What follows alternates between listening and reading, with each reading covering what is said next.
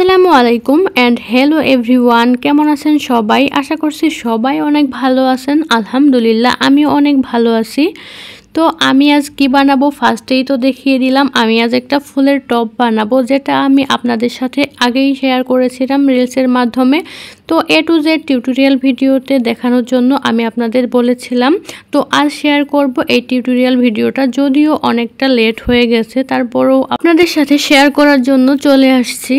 তো যাই হোক, আমি টবটা ফার্স্টে রেডি করে নিচ্ছিলাম। আমার একটা আর্টিফিশিয়াল ফুলের টব ছিল, ফুলটা নষ্ট হয়ে গেছিল, তাই টবটা ছিলই। তার উপরে আমি একটু ক্লে দিয়ে ঠিক করে নিচ্ছিলাম। তো যাই হোক, আপনারা চাইলে আপনারা যে জিনিসপত্র বানান তখন যে ক্লেটা বের হয়, আপনারা তো সব জিনিসপত্রই রেখে দেন না, অনেক সময় ভেঙে ফেলেন। তাই নরম অবস্থায় যে ক্লেগুলো আপনারা সংগ্রহ করেন সেই ক্লেগুলা দিয়েই কিন্তু টবের কাজটা সেরে ফেলতে পারেন। আমি কিন্তু সেই ক্লেগুলা টবের কাজ করার জন্য এক্সট্রা করে রেখে দেই, পরবর্তীতে যাতে কাজ করতে পারি সেজন্য।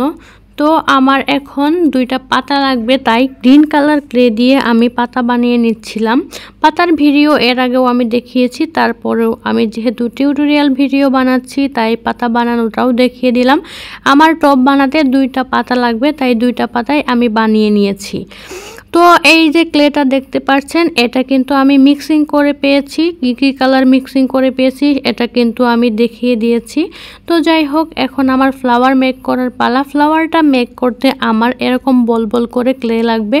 তো বল বানিয়ে নিয়েছি হচ্ছে 5টা বলকে এভাবে করে একে একে অ্যাড করে নিতে হবে। অ্যাড করার পর উপরের যে অংশটা আছে সেখানে আমরা অন্য কালারের রেনু ইউজ করব।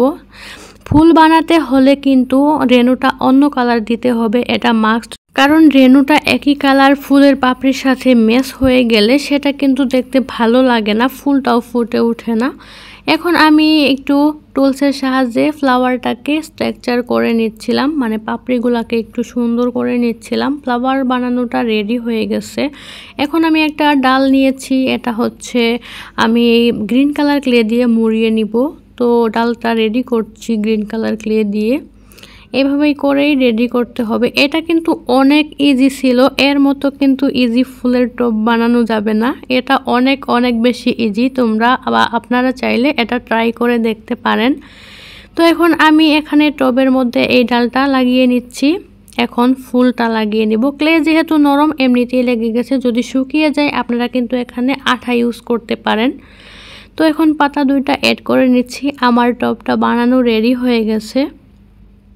এর মতো সিম্পল আর এর মতো ইজিতে টব বানানো কিন্তু যাবে না আর। তো আজ এই পর্যন্তই, ভালো থাকবেন, আল্লাহ হাফেজ।